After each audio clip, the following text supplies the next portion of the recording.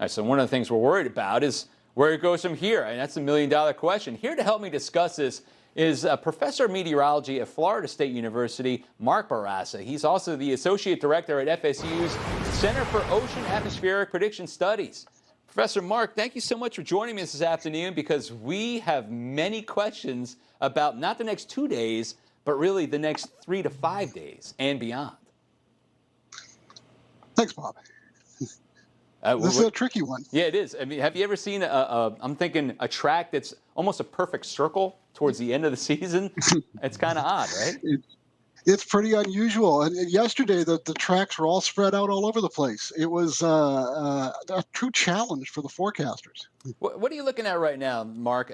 Are you looking at the GFS has been pretty much steadfast. It wants to take it up, a stronger storm, get pushed away with the winds and away from the Caribbean quicker. And the Europeans been hanging on to just moving over to the west. Which model? I don't want to say which model do you like better, but now the Google DeepMind is beginning to drift to the GFS. What are we supposed to make out of all this?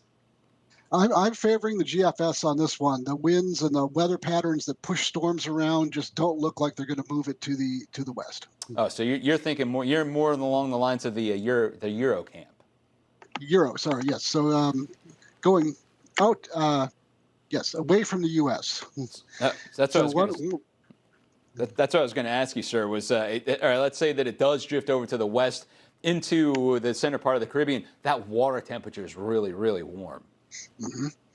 Right. So we're going to expect it to strengthen no matter where it goes. Mm-hmm. It will strengthen at a different rate. It's going to be really weak going over the Yucatan probably, but then once it gets to the Gulf, if it gets there, it'll strengthen. Yeah. Did you just say Gulf?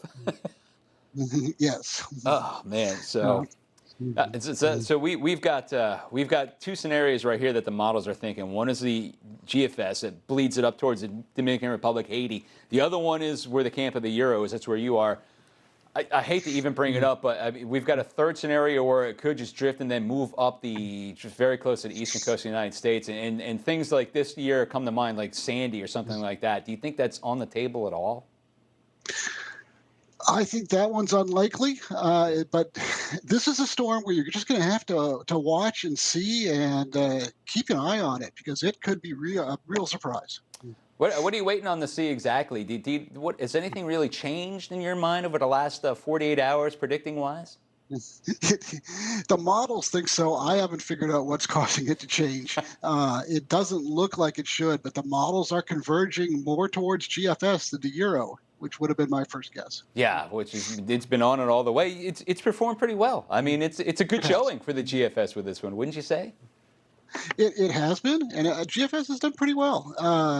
Right now, it's hard to say which one to favor. I just tend to look at the weather more than the models at this point for this kind of storm. Yeah, you have to see what's going on right there. And before I let you go, just want your thoughts. What do you think about the new Google, the AI models? What are your thoughts on the new AI systems?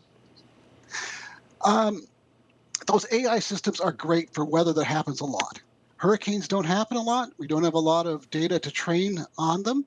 I suspect that they can still do better. I think they'll help. But I don't think they're going to be a fantastic super answer that will solve everything. You know, we'd have to have more situations where it can actually learn from different storms, right? So we can't hang our hat on it just yet. No, and we don't want those situations. So it's a problem with the development. Yeah, you know what? It's an absolutely good point. So, Professor, thank you so much for taking the time out and discussing it with us, because this one, everybody's scratching their heads after day 3, 4, and 5. So thanks for shedding some light on it. I appreciate it, Doctor.